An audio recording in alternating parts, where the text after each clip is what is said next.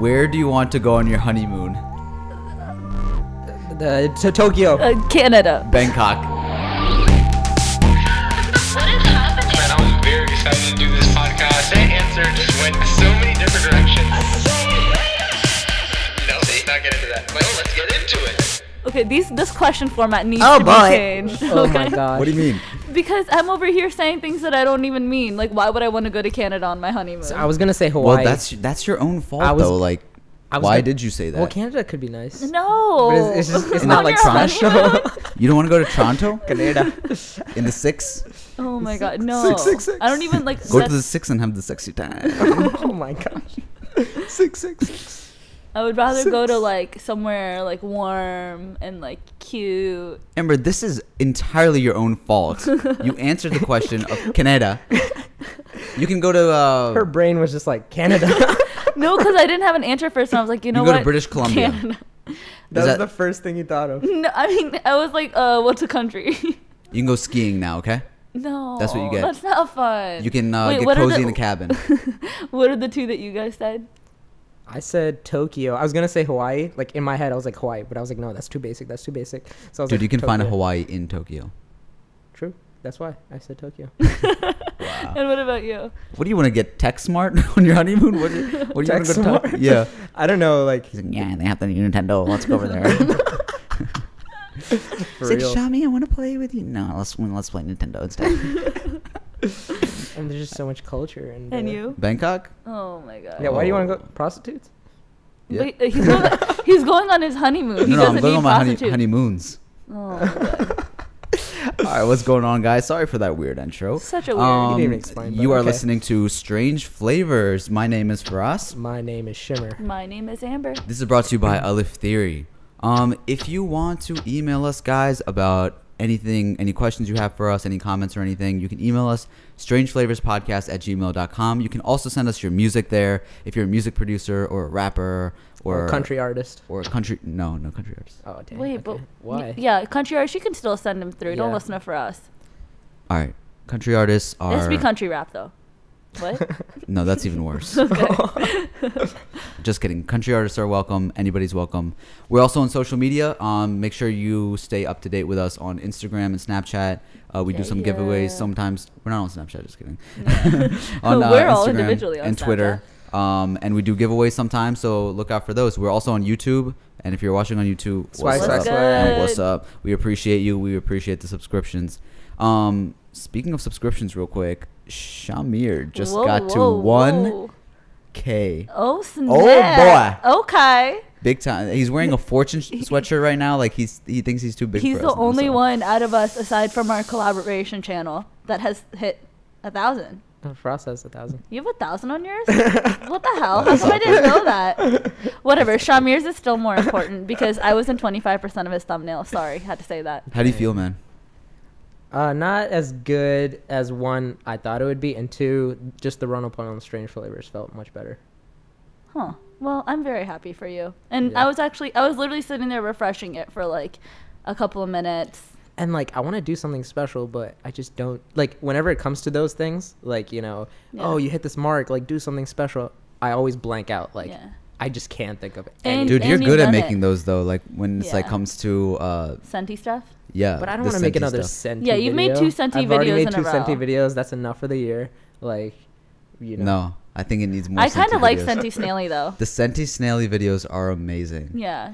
And, My and like whole family low key, gathers I around almost and- start crying. No, to be honest, like making those Senti videos, I'm kind of playing with people's emotions because like behind it, like I Wow. no, for real, like when I'm editing those, like that last video I made, like I wasn't that proud of it, but I just put it up, and the fact that like people reacted the way they did, it just blows my mind that I could do so much better.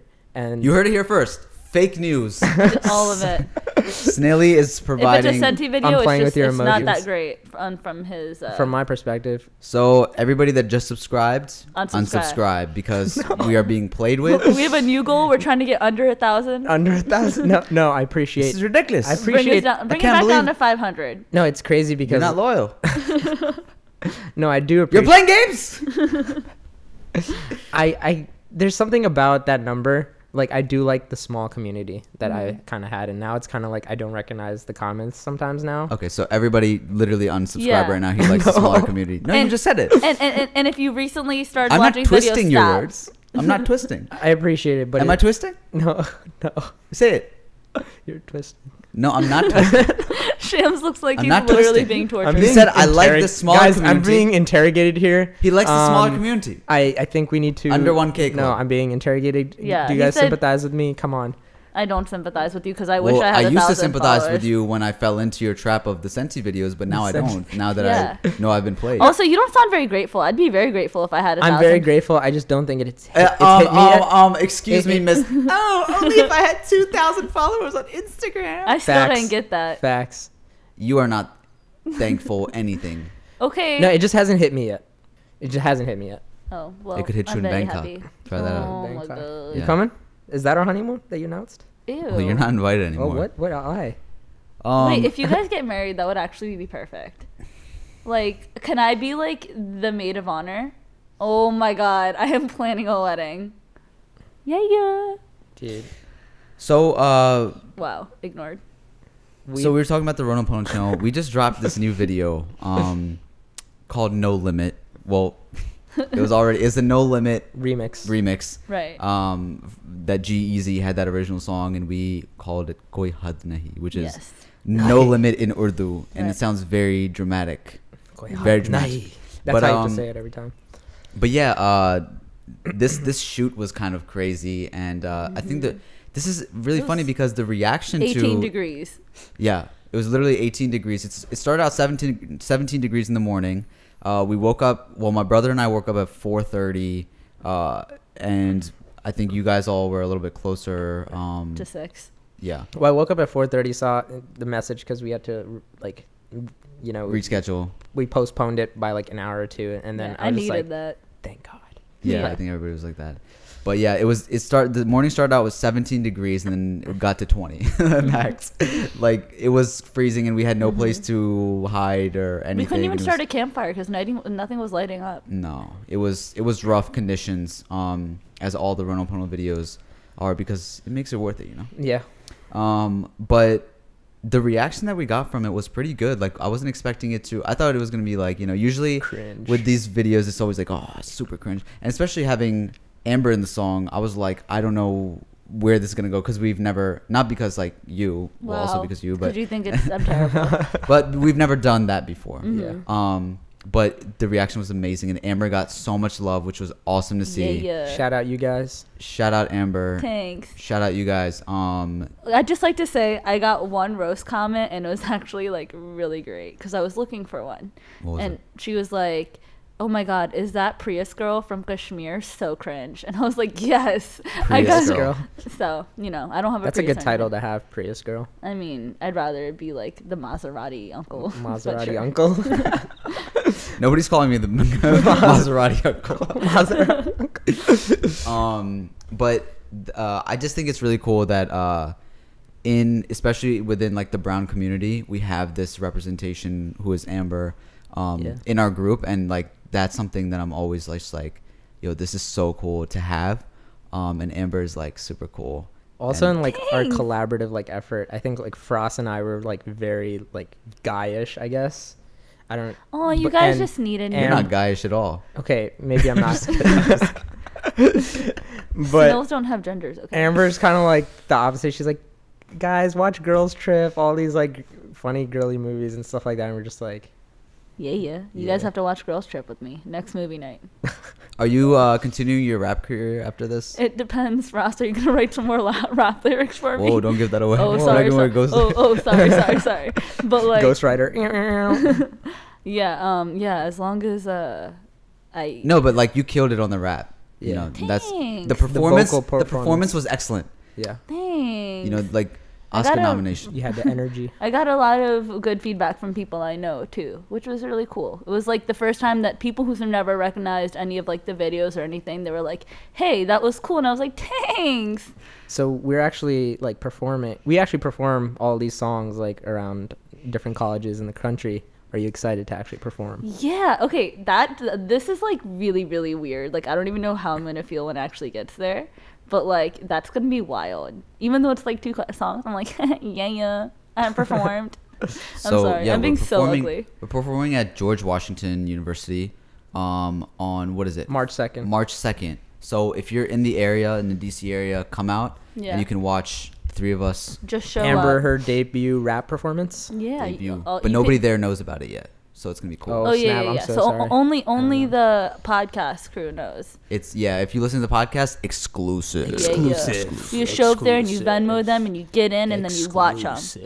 With the videos and everything, something really cool happened. That's not that big of a deal, but was a huge deal to me. Okay, it's a big deal though. Big deal, yeah. Yeah. What? It's a huge deal. Take Cobain, right? Yeah, Take Yeah, Cobain. yeah, so cool. Well, because Sorry, Take Cobain ruined doesn't it. have a lot of followers or anything like that. So Take Cobain is this Baltimore rapper who made the song Bankrolls, which is like the ultimate anthem. Like if Yeah. that song plays anywhere, I'm dancing. I don't care. Yeah. I think it was actually like your birthday too, where like Gobi.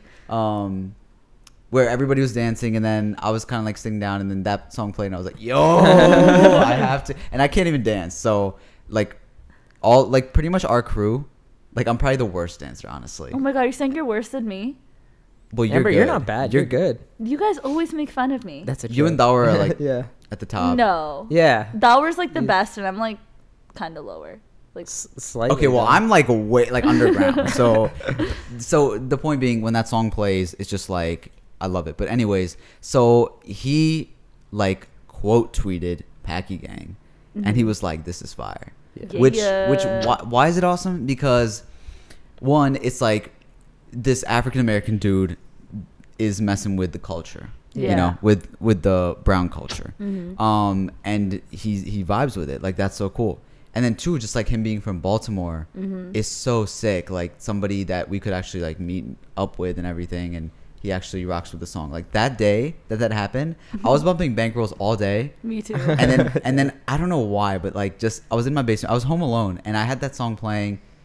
I was just like dancing like crazy and I'm just like smiling and laughing away. It was just like sometimes there's like these moments in life that like you don't know why you're doing what you're doing, but you just like feel good to be alive. Yeah. And it had nothing to do with like Little a moments. retweet or something. You Yeah. know? It was nothing about that, but I just like felt so good. Yeah. I don't know why, but it was just like I'm always gonna remember that time. I Like think- that, it was just so cool. I think it was awesome because like I think usually when we have these good videos, it's usually like YouTubers like acknowledging it or like comedians acknowledging it. But this is like an actual rapper and with a really good song and a really big song, and he acknowledged that it was really good, even though it makes was, it real, I think. it makes it more real. And it's like I at that moment I was like, okay, this is more than just like parody rap. This is like something much bigger if someone like thinks of it like that. And I was just like, wow, this is crazy. And you know, I think it's like also when you know somebody from YouTube or like, you know, you hear a song that you're just obsessed with and then you just want to like, you know, meet that person or know everything about that person. Yeah. Like that guy Danny who's on YouTube that made the song with Just Rain. Oh yeah. Yeah. Right? Like we don't know any other songs by Danny like that before he made that one. But that one song, it was just like after you see him again in a Just Rain video, Yeah. it was like, yo, it's him. You Yeah, know? yeah. So with Take Cobain, it's like I don't really listen to him that much. Right. You know? Yeah. I The know only that song I know is but that one. Bankrolls, all day, every day, Yeah. any situation. That song is the anthem. Yeah. And so it was just like the guy that made Bankrolls just like acknowledged that we exist. Yeah. And not only that, but like, you know, said that what we made is fire. So it was just like it's a very small but like super powerful moment. Yeah. And I think maybe that ties back to like the whole 1K thing and all that. Yeah. When something happens for Ronopono, we have like, you know, thousands of subscribers for. We've been getting like, we've just been bumping up by 1,000. Yeah. We're on 15,000, I think, soon coming up. Soon, Whoa. yeah. And it's just like whatever about it. But then Yeah. when Strange Flavors gets 100 subscribers, that was like, yo, Yeah. like no way. Because it's just like, you know, the Yeah. beginning, the process, the beginning, yeah, journey, the the first- struggle. It's just, you know. But that moment was dope. Did you guys see Black Panther over the weekend? I saw No. Black Panther. You did? Definitely, I had to. Wow. How was What'd you it? think? I thought it was really good. By the way, no spoilers. No Yeah. spoilers. We're not going to Yeah. give spoilers. I thought it was but- really good. But I think the impact of it was like so beautiful. Like What do you mean? just everyone dressing up for it, getting hyped for it. The fact that a lot of the cast and even behind the scenes are black. The fact that even on Halloween, white kids are gonna finally become a black superhero. Like that always blew my mind, because you would always see like, you know, brown people or black people or whatever minority trying to be like Spider-Man or Captain America. But this time it's like a white kid is gonna try to be like Black Panther, and that to me just blows my mind. And it's so much bigger than that. It opens doors for other, you know, black artists and black directors and actors and stuff like that. So just the whole impact and the message behind even the movie itself was just so good. And the fact that it's, you know, and like there is like Will Smith and Denzel Washington and stuff, but this is a Marvel movie, and like this is for kids, and kids will grow up saying like, yo, they'll watch this movie like 1,000 times, like how I watched Spider-Man 1,000 times, which is, I don't know, beautiful to me. Yeah. I actually fell asleep during the movie. Dang. Wait, did you watch it in theaters? Yeah. You I don't know if maybe I was like tired. But you fell asleep? You know what? People are dying for those tickets. You know what? Maybe I need to rewatch the movie, but I found it kind of boring. Okay. It was like so dragged out. Dang. But I'm with you on like the whole movement and all that kind of stuff. Like I thought that was dope. The thing that I liked more than anything was that the women in the movie ran the show. Oh yeah, that was another thing. They were the whole movie. Like without them, it was nothing. And that was my favorite part. Was like there was like 3 main women pretty much, and each of them had like a super significant role. Yeah, one was like emotional, the other one was funny, emotional, comical. Supporting, comical, and then smart too, and and a warrior, strong, right? Like the strongest warrior. So I thought that was the coolest thing. But the cast was dope. Dope, and everything about it was like really cool. I loved the costuming, and I loved seeing the different cultures of Africa coming together. Yeah, I really liked all that. But the movie itself, for me, found it kind of boring. Sorry, I fell asleep. I feel you, but like, you know, when you're a kid, for me at least, when I watched like Spider-Man, I wanted to like go around New York City and like swing webs, and that hasn't happened to me recently, like out of any movie, superhero movie. But like with this Black Panther, like I wanted to like, you know, jump around and get my claws out, you know, drive a Lexus. Like you have superpowers. Leave a mean snail trail. Oh your enemies slip on that? Guys, I'm quitting a podcast right now. Wait, I have a question though. Like, would your enemies like slip on it, or would they get stuck in it? They don't even get the joke. They do, because you're snaily. But not on the podcast. Yes, they do, because we had a whole snail march thing about it. We had a snail march. Did they even get that? Did you guys get that? Yeah, they got it. The people comment, they're like, hey guys, question for everybody. Do you think that when he leaves a snail trail, his enemies get stuck in the trail, or do they slip in it? Can I guess? Yeah. I feel like they would slide in it. Like it'd be like almost like a banana peel effect. Yeah, like a banana peel Mario effect. Kart. Yeah. But it'd be like a snail trail. Dude, slide. if you could be SHAH-AMEER in Mario Kart, you win already. That's true. Like you just leave a snail trail behind you. You guys jealous? I mean, yeah. I mean, that's a great superpower. All right. Like a bat, or like your first brown superhero, Snaily. Like I want my kids to grow up and be like, I want to be Snaily. Run around and take their shells out, you know? What? Is that what snails do? They have shells, right? Yeah, but would they take them off? Yeah. No, you'd want to keep them on. Put them on. Okay. No, I said take them out, like put them on. Okay, but like you know what I would like better from you as a snail? If you meowed like Gary, that would be the best snail.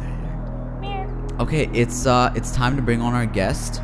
So this guest this week is going to shed a little light on what the process is being a writer, for a feature film, and he tells us how he got his start and everything like that. So we're excited to bring him on. He has a movie coming out in theaters in April. Everybody, please welcome Maxwell Towson. Are you excited for the Oscars? No. No? Really? I'm never excited for Oscars. Why? No. I mean, to me, it's mostly just homecoming. It's just a homecoming pageant for everybody for their year. It's always good to see. It's interesting to see who wins, kind of who the industry thinks is the top of that year, but I'm never necessarily excited for it. I definitely want to see what Get Out does and see if Daniel Kaluuya gets anything. I hope I'm saying his name correctly. Probably not. I think so. Yeah, that's how I've seen all the talk show hosts. That's kind of how they say it. Okay. So yeah, that'll be interesting. But overall, it doesn't. I mean, it's gonna happen. It's gonna happen. Anytime I see something like The Post get all these award nominations and shit, it's no way that this is right. Because I love Spielberg, but just because you put Meryl Streep and Tom Cruise and Tom Hanks into a movie doesn't mean that it's going to be greatness. I did see it. It's okay. It's Spielberg. I fell asleep. I love Oscar movies usually, right. But I was like, this is what everybody thinks. Exactly. So I feel like that sometimes, but otherwise it's like I do like watching the Oscars. I don't know. It's just to see like, you know, what's, I guess, movies I should be looking out for or something for some reason. I like the Golden Globes a little bit better because they're drunk the whole night. So they really go up. You really see people feeling themselves. And the cuts at the Golden Globes for reaction shots are amazing because not only are they drunk, but some people are just not even paying attention or on their phones. You can tell who doesn't fuck with who. It's amazing. It's great. That's awesome. Yeah. So first of all, like, who are you and what do you do for those that don't know? Gotcha. So my name is MAXWELL Michael Towson. I am a screenwriter and director. Right now, I have a film coming out in April. I believe it's April. I think I can say April now. So yeah, it's in April called Low Life. So that'll be out in theaters in April and also video on demand. How did you get into the film stuff in general? So I want to say it was closer to my junior year at the University of Maryland, College Park, when I started writing scripts. So I would just write a script here and there and was working on some stuff. Of course, you show it to your friends. Nobody believes you that you write scripts. You're joking. Why would you do that? That seems like a waste of time, so on and so forth. Of course, I had a couple of friends that supported it and said, this looks fun. We'll see where this goes. And then when I was trying to decide during my senior year, whether or not, you know, what you're going to do in life, are you just going to take a job? Are you going to go to grad school? One of my friends' uncles told me that if I wanted to go to film school, it's always a good idea to go out to where the industry is. Because at the time, two of my friends were going to NYU. Mm-hmm. So they said, hey, come to New York with us. We can all live together. Let's do this. And my friend's uncle said, no, you want to go to LA. You want to kind of be in the industry. You want to be out there. If you have to take meetings, so on and so forth. So I applied to American Film Institute Conservatory instead.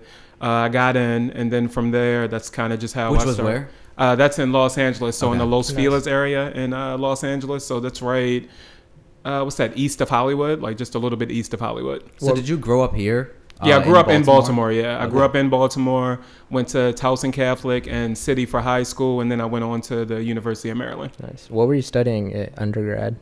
So that's a wild story, actually. So I went in, I was supposed to be a business major when I went in. So they have this... I forgot what the name. It's like this pre-business program that they used to have at the University of Maryland before you got in to the business school. So when I first got to Maryland, I never went to class. So I would literally go, at the time it was called the CRC, but I think it's the ERC now, right? It's the EPLI. So, yeah. Okay, yeah. So at the time it was called the CRC. I would go to the CRC all day. I would never go to class. And so Maryland kicked me out my first semester and said, hey, you got to go.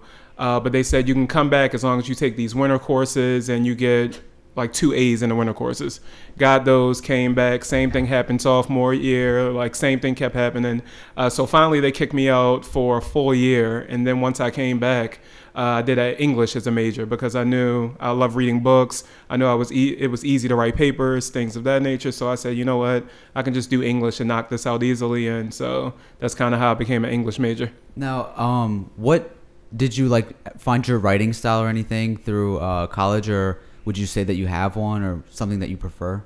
No, I mostly found my writing style in film school. So in college, it was more of a, let's just say, trial. I was just trying things out, trying to see what worked. I would read a lot of scripts. So if I read something from Spike Lee or Edgar Wright or Quentin Tarantino, then suddenly that was my writing style for that next script I was working on.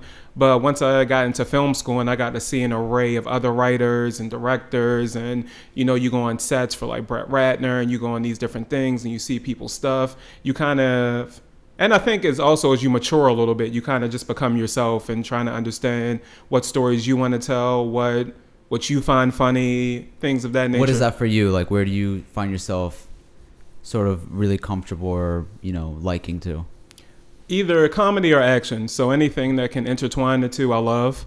But definitely action. I love action films. I love the Die Hards. I love the Star Treks and Ben-Hur. The original Ben-Hur is probably my favorite film. So I always like to watch the gladiator scene and all that type stuff. I love those scenes. I always love how it takes them forever to shoot those scenes and 3 months just to shoot a Die Hard roof scene. I love it. It's amazing. So you were in business school, like reading scripts and stuff. So how'd you even come across doing that? Were you just like really interested in movies at a young age, and then you decided to go to business school for whatever reason? Right. So no, I never actually got into the Maryland Business School. Like, it was a pre-program before you could get in, that I kind of just completely flamed out of. But even as a kid, I always had a crazy imagination. So I was one of those children that in first grade, if you gave me 6 pencils, then in my desk, they were playing football in my head. So I'm in the desk, you know, playing football with the pencils and it's touchdowns and the teacher's trying to teach us multiplication or whatever, and I'm just having fun. So that's always kind of been a thing where I always wanted to tell stories, or was always probably a dramatic ass child for all I know. So, you know, it's always something that was in my imagination. I always wanted to tell a story and write down something. So it's always been a thing. You had some shorts that you have on your IMDb too. Right. Racist Siri and Blacks for Romney. Right. Django Guild. What are those, and why were they important to make at the time? Okay, so I went to, after I finished AFI, once we graduated, some of the guys that I went to film school with, it was 3 other writers and one of the directors in the program. They came together to to create this comedy troupe called Tom Fondle. So they wanted to do online sketches to kind of, because at that time, I want to say that was 2010, 2011. It was when YouTube was really starting to show dividends from people making these big YouTube videos. They were making money from them. I think it was the first time people were making about $400,000 a year on YouTube, which is nothing now. Of course, that little kid, Ryan's Toolbox or Tool Show, he makes like 25. But at that time, it was a big deal to kind of start doing YouTube things. And that was like just before Vine as well. So you could tell that it was momentum coming for that. So they did a couple of sketches. They did one called "It's Nothing Gay About MMA." They got some buzz. And then from there, they came to me one day and said, "Hey, we want to do this sketch because what was that? Oh, the iPhone iOS 4 was coming out. So it was a big deal that Siri was on the phone and she was updated and she was doing all these things. So people were excited. And they said, hey, we want to do this sketch where it's a black guy that's using Siri and she's racist. So everything he asks her, she just comes back with a racist response. So if you say, hey, Siri, I want to eat, she sends you to Roscoe's Chicken and Waffles. You tell her you're a vegan. She says, well, there's watermelon there. You say, hey, I want to go for a run. She says it's a basketball court around the corner. She tells you about your probation officer, and it's like the most upstanding black dude, but Siri's like, you're black, so whatever. And so that one like really went viral. Like that one got us a couple of callbacks, and people wanted to start working with us. And then from there, we did Blacks for Romney. It was this weird article online that said that Mitt Romney was polling at 0% for black people. And I just didn't understand how that was possible. It's no way, no one could just, 0% is crazy. Like I've never even heard of that in my life. So when I brought them that article and said, hey, we should kind of work on something related to this, we all came together and kind of honed that in. And then it became that Mitt Romney was really the nigga we should vote for, because he's the one. You see all the rappers out here with money. You see the rappers out here with jets, and they're doing all this. Mitt Romney is that guy. Like, he has jets. He has money. He's a part of, like, a fake Illuminati. And, like, he is this guy. So we're like, hey, you should probably respect Romney over Barack because, like, look at this guy. Like, he's out here balling. So that also propelled us to do, at the time, YouTube had this comedy channel that they called Official Comedy. It was through YouTube and Bedrock, and they said, hey, can you come and do, for our whole crew, we did a Christmas special for them. So we did about, I want to say it was about 10 sketches all together, and to turn it into a 40-minute or so Christmas special. And so, yeah, that was pretty much what we did for like the next 2 years, where we just got hired to do any sketch or whatever we needed, and also a web series as well. How did you make the transition into like Hollywood, and like when did you know that, okay, this is something that I can really do with my life? Well, film school was definitely great for networking, so to see all these different things and see that it was possible. But I want to say it was mostly after film school, maybe a few years after, once we actually started. It was a weird period between us, like doing the sketches and stuff, and then finally when we started thinking about doing the movie, because I want to say it was a dry spell for all of us during that time. And it was a period in that where one of my friends started getting TV roles and commercials and all this type stuff. And just to kind of see him build little by little to do his thing, I kind of started realizing that, yeah, this is possible. Like, not to say he's a great actor, he's going to do great things, but just to see somebody that you came out with, and it's like, okay, this is possible. And also my friend that went to NYU, he started working at 30 Rock. So he was doing great things. My other friend started working for the Will Packer Productions. So I could see that these guys that I grew up with are doing great things. We're all from the same city. We've all done the same stuff. So it's possible to do whatever we want in Hollywood, just because I've seen it now. On that same subject real quick, how much of this industry is like getting founded, and then how much is just knowing the right people? I think it's mostly knowing the right people, and then once you are found, like, okay, so you want to build a good foundation while you're struggling or you're unfound. So when you're doing these certain things, you want to get as much experience as possible, because if you're found before you have that experience, then you're going to flame out. Like, you're not going to know what to do. They're not going to hold your hand forever. So if you have 2 or 3 failures early on, it's like, okay, well, if you're not professional early on, then okay, bye. But if you're already coming in with like 5 to 10 years of experience where you've done these things, and then you're quote unquote blow overnight, by that point you've been on time a lot. You've had these experiences with other actors on set, other directors, other filmmakers. So once you are the overnight sensation, really you already have these connections. So your next movie is going to be, you already have friends there and all that type of stuff. So it is some luck to it, but it's also the work you put in. So by the time you've put in that work and then you're discovered, yeah, you could be the next big thing, because you've already put in the work. You already know what to do. You already know how to network. You know these things. So it makes it a lot easier to take that next step and then that next step. You were talking about Low Life earlier, which is a feature film coming out soon. Right. What is that movie about, and what is your role on that? How did you come up with that?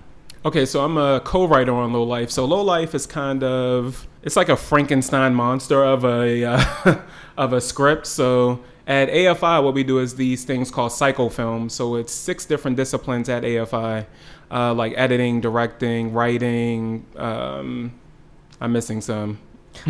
I'm missing a lot. I'm producing, production design. So you have all these different disciplines, and they want you to do these cycle films in your first year. So the cycle films are just short films where you pick the different disciplines and you all come together around one script. So the writer will write it, the director will collaborate, the producer will come in, so on and so forth, right? So in our first year, me and the director of Low Life were on this cycle film. I think it's called Harvest. So the basic premise around Harvest was that our producer at the time, I believe she was adopted herself, or I'm not quite sure, but she had this story. I want to say she was adopted herself, but she had this story where a couple, like a husband, needed a kidney for his wife, and he just needed this help. And it was like this dramatic story where his wife was dying and he wanted to go out and get the kidney and ask the daughter that they gave away for adoption because she would be a perfect match. It was super dramatic, and the director was just like, no. He's one of those guys that loves Tarantino, and he's like, nah, I can't do this like dramatic shit. Like, I don't know how this is going to work, so on and so forth.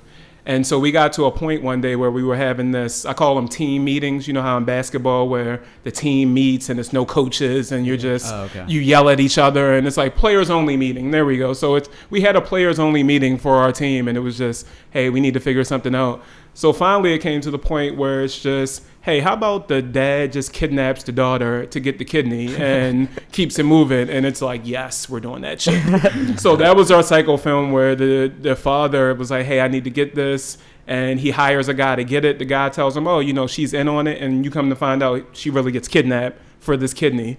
And so you're like, what the fuck? So that's part of Low Life. Also, two of the guys that are on our writing team wrote about this. They wrote this pilot about a luchador. And the luchador pretty much can't take off his mask until he has a son to pass it down to. But this motherfucker has 14 daughters. So he has all these children. And I think it was 14, but he has all these daughters. And finally, one of the women is about to have his son. So he's super excited about that. And the guy's name is El Monstro. So that was their pilot. And then what was the other part of it was this ex-con that gets out of jail. It's a white guy. His best friend is black. His best friend comes to pick him up from jail, and this was like a sketch they were working on, but when he sits down in the car, he has a swastika tattoo on his face. And throughout the whole sketch, they never mention it. Like, the black guy is just like weirded out, but it's his best friend, so he doesn't know what to say. And then at the end, he's like, hey man, what's up with the like, what's going on in there? He's like, look, I'm still the same guy, blah blah blah. And then the punchline at the end is he's like, okay, let me go see this kike lawyer. And you know, that's the punchline. He actually is racist, but that actually never saw the light of day because that was a bit much probably for most people. Right. So yeah, so those three ideas we kind of put together into like three separate storylines that are intertwined into one thing for Low Life. So Low Life is kind of Pulp Fiction if it was even more fucked up, because you got this luchador guy that finally his girlfriend is pregnant and she's having his son that he can pass down the mask to. It's a woman that's trying to get a kidney for her dying husband, who's like, she ends up being the mom to the luchador guy's wife. So it's like, that's how that kind of intertwines. The two ex-cons are the ones that are supposed to go kidnap the girl. And so like through all that, you find, going on. Yeah, exactly. So, but through all that, you see their different days all at once. I mean, so like you see like the luchador, and then you'll see the wife, and then you'll see the ex-con. So you'll see their different storylines cut together, and then you'll see them all come together at once. So you kind of play around with a little bit, and then by the end of it, you're rooting for them, even though these are the guys that fucked up the most. Like, these are the low lifes, but now you're with them. So yeah. As part of a writing team and like working with a huge like I guess different types of people, like the director and producer, how do you get, you know, your ideas put on, and how does everyone else's idea get put into the story, and how do you guys like work with that? Right, so it's good that we're actually friends, so we could just tell each other to fuck off or laugh at each other's ideas, or if something works, it works. If it doesn't, it doesn't. But mostly how we did it was one of the guys, he has a great condo in LA, so we mostly met up at his place. It's pretty central as well, so like his place was pretty central to where we went to school. So we just met up at his place. He would plug up his laptop like you guys have here to a screen, and then somebody would type, and we would just like throw out ideas and just kind of roll along with the storyline that way. For Low Life, we first started off where everyone got a piece that they would write themselves, and then we brought it all together, and then little by little we made sure everything worked. We had some trouble with the Spanish translations because none of us spoke Spanish well. So we had to bring in one of the guys' girlfriends to do all that, and she's like, you guys aren't doing shit right, but whatever, like do what you have to do. But that's kind of how we worked. It was always, even if like two of the guys, they're a writing team, so on set sometimes they went in to change some things, because our main actress has been on what's the name of that show? I want to call it like Lincoln Heights, and she's on it's a TNT show now, Animal Kingdom. So like she's great. Like Nikki's wonderful. So like anything Nikki wanted, it was like, hey, like maybe this isn't working, maybe this will work better. If we had time constraints or money constraints, it was always, okay, maybe they can work on this. So those two guys were actually putting in overtime on set to make sure, all right, so maybe we can change this a little bit. Maybe this location becomes this location. So, you know, they were definitely doing their thing as well. I was going to ask, like, how do you get like a budget for this, and like what's the process in getting a budget for a film like this? Right, so for us, it was, we kind of just strung shit together. Like the guy that I was saying that he has the condo and stuff, he kind of put in money to start us off. One of his writing partner put in money to start us off. It was girlfriends and wives putting in money. We had another producer that came in and put in some money as well to start us off initially. And then at the 11th hour, we had a sales agent come in that said, okay, so, you know, if we get the sales rights to be able to go out and sell this project once it's done, then we'll go ahead and put in money. We had a couple other producers come in. So it was just kind of little by little, we kind of got the money that we needed for production and then post-production. And we had to shoot some extra pickups and stuff like that. So it just worked out. Like everybody came in. It was a all-in effort for, you know, money-wise. And then everybody, hopefully it'll work out once it comes out. They'll all get their money back, everything. They'll get 20% or more. And so, yeah, so it'll be great. When you're writing for a feature film, do you have to consider the rating system or like award shows when you're thinking about how it's going to play out, or is that something? Never. Okay. Yeah, never. Just honestly, just write your film and then shoot your film, write it, cut it, and then go from there. Like it's not. We were at a point where we just wanted it shown. Well, we wanted it done, and then we wanted it shown to the world. So once it started getting into festivals, because there's a lot going on in this movie that could be. Yeah, it could be provocative or whatever. Yeah, but fuck that. Like it's you just want it shown, you want it to get out to the world, you want the world to like it, and then you want someone to buy it. So it's not, you can't muffle yourself or censor yourself when you're trying to get your true vision out, because then like you put out something, it doesn't work out, and you're wondering what you did for that last year and a half because you didn't put your true vision out because you were worried about whatever happening. Like just put the vision out, then whoever buys it can say, hey, we have to cut out this scene, but that's fine because you own it now, so do whatever you want. So with films and like, well, traditional films and online sketch comedies, what do you like about, you know, the online stuff, and what do you like about the traditional stuff? Online is quicker. So it was, you know, you shoot it Saturday, it might be out Monday morning. So you get that instant gratification of, all right, we just shot this, now it's out, people are clicking it, people are liking it, you're getting...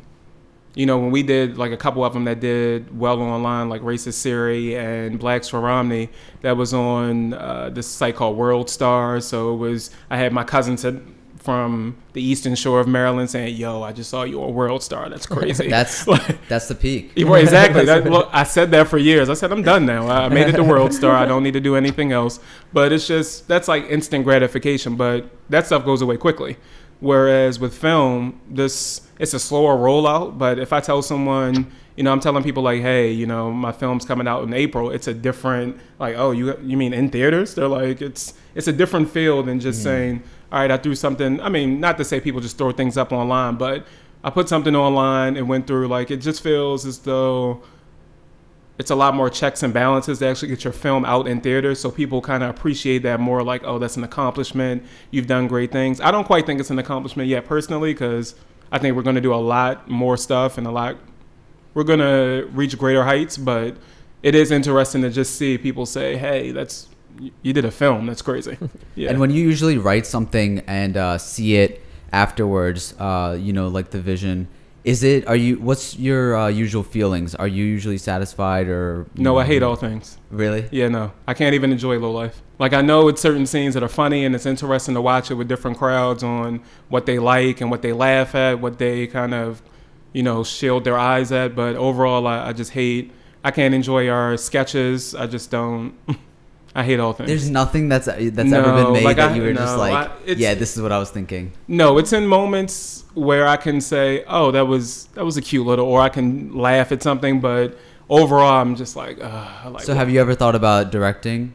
Yeah, so I have directed, so like I did a web series that I directed. I hate it, but you know, whatever. Yeah. And I just did a short film that I directed. I want to say that was about 2 weeks ago or so in Baltimore, actually. That I did a short film. Whoa. Yeah. There you go. There was a pause. It was only a pause because I haven't seen it completely cut yet. I saw an assembly that I just said whatever. And so I want to wait until I see it completely cut before I say, yeah, I definitely hate it. But the script got far enough along that I didn't hate it as much, so we finally shot it. But it's a hard role. That makes me think that's probably why YouTubers have such a tough time either getting in or being comfortable with the Hollywood stuff, because when you're on YouTube, you're writing, producing, directing, editing, everything, and then this is a monster. Oh no, it's so much you have to go through before you even. Right. Yeah. Do you not like that about Or is that No. kind of frustrating, I guess? No, I enjoy film. I enjoy Okay. both aspects of it. The only thing about film is that sometimes, like, yeah, it's a lot you have to go through, but I think some of those things can kind of be, not to say skipped, but it's condensed, I guess is a better word for it. Because, I mean, you don't necessarily need this exec to read it and then the next exec to read it and they're on the same level. It's like, guys, make a decision. We don't need both of you. Like, one of you just make a decision and let's move forward. So that's why I always find it interesting for people like Woody Allen that does a movie every year, or Tyler Perry that can just put something out in 6 months and you're thinking, how did you get that out so quick? Like, you were just shooting 2 weeks ago.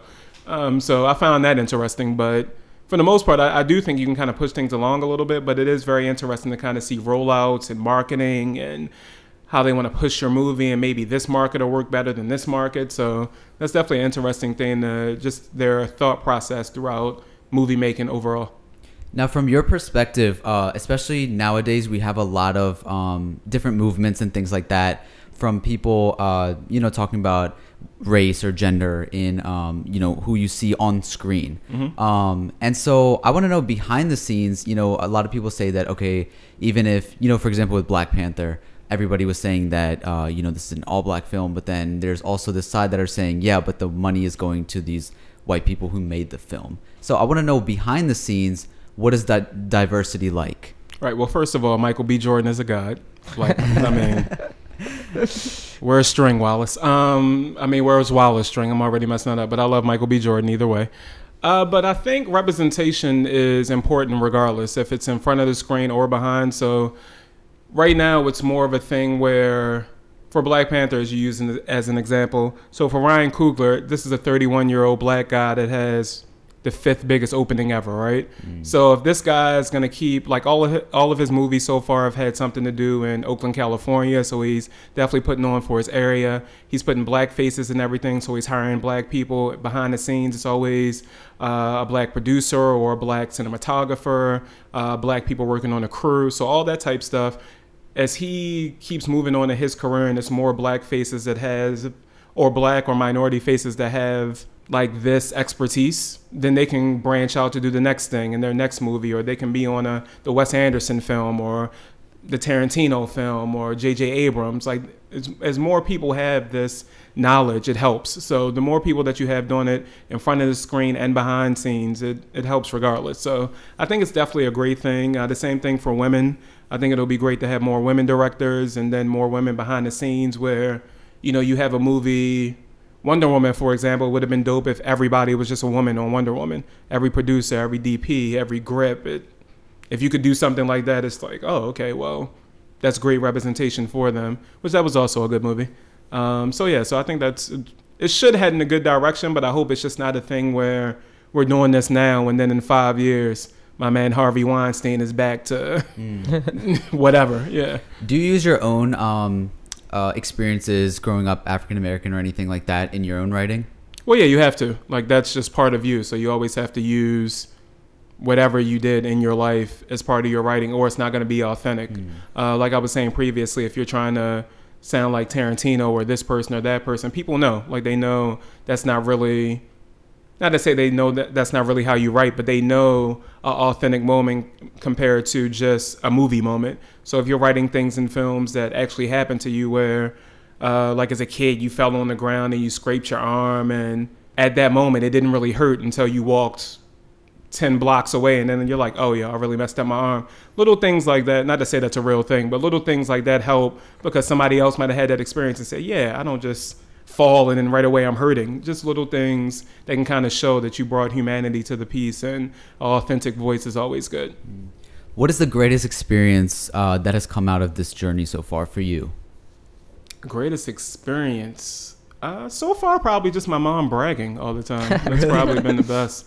Yeah, because it's always moments, I don't know, I guess it's like as parents, you can see, well, as kids, you can see your parents, they believe in you, but it's like, really, is this... Especially in this type of field. Yeah, it's like, you're really going to be broke until 40 trying to do this? Like, are you sure? But then once they see the vision come, it's like, oh my God, this kid is, come on, guys, look at this. So that's probably been the best moment so far. But not to say she didn't believe. She believes in everything. But at the same time, it's like, you know how hard this is. Why are we doing this? Let's just go. And you said that, you know, even though you have this feature film coming up, it's not that big of a deal to you. So what do you see as like the pinnacle of success, you know, through your eyes in this industry? So one of my dream movies to direct is Kill Bill Volume 3. So the weekend that comes out, I'll feel good, even if it sucks. If I got it made, it came out, if I can get Uma Thurman back, if I can go get Zendaya or Amanda Steinberg to be Nikki, like if I can do that and it comes out, I'm good. I would feel good about it. I would finally feel accomplished. Even if everyone say, you know what, this is the worst movie I've ever seen in my life, that's fine. They say that about Michael Bay all the time, and he makes the next Transformers movie and makes $50 million. So it's okay. But I would feel good at that moment, but it's a lot of work until you get there. Yeah. Any final thoughts or like, you know, upcoming projects that you want to plug, or like where people can find you if you're on social media or anything like that? Yeah, sure. So you can find me on Instagram, and I guess I'm on Snap sometimes. So Instagram and Snap at Maxwell Towson. So that's TOWSON as in Nancy. Again, look for Low Life in theaters. It's going to be early April. I think it's going to be mostly in, I think we have about 16 markets. So I forgot what markets we have exactly, but you know, that'll be out in theaters and also video on demand. So check out Low Life. So that's it right now. Oh, also I have a podcast, Black Guy White Movies, so you can look at that online. And Black Guy White Movies? Yeah, so I just look at, so pretty much I review any white film that comes out. That kind of awesome. Like so what? it's mostly white films that come Like out. what? Right? So like the first film I did was Guardians of the Galaxy Volume 2. I think the last one I just did most recently was Molly's Game with Jessica Chastain. I might cheat and do Black Panther. I haven't decided yet, but I haven't done a film with like a mostly black cast or director. But mostly, yeah, that's the basic premise of it. It was because I was on set one day talking about Sisterhood of the Traveling Pants. Right. And I just didn't, my producer was laughing because I said, I don't get how people do this shit where these girls just wear the same jeans and it's fucking, you know, like it's Ugly Betty and Serena from Gossip Girl and like Lorelai, Rory Gilmore. It's like, what? How are they wearing the same jeans? So yeah, so that's kind of how that came. That I started. I was always talking about Sisterhood of the Traveling Pants, which I enjoy as a movie. It's a good movie. The sequel's trash, but the first one's good. You know, it was real family drama in that. But yeah. So we'll link your podcast and everything in the description if anybody wants to go check them out. There's a question we ask at the end of every show. Okay. Amber? If you could describe yourself as any flavor, what would it be and why? Well, I was about to say, so I have been trying to stay away from it, but Talenti has this gelato called Caramel Cookie Crunch. Okay. And I eat it all the time. Well, I used to eat it all the time. So I would have to describe myself as that because, I mean, you are what you eat. So, and I eat that a lot. How do you think that describes you? I guess I don't even know how to describe Caramel Cookie Crunch. It's just greatness. Greatness. Yeah, it's just greatness. It's just... So that's you then, you're greatness? Yeah, I mean, yes, but I also hate everything I do, so yeah. Dang. All right, well, it was a pleasure having you on here. Thank you for having me so on. For doing this. And for everybody listening, this has been another week, another flavor, a little less stranger. We'll talk to you next time.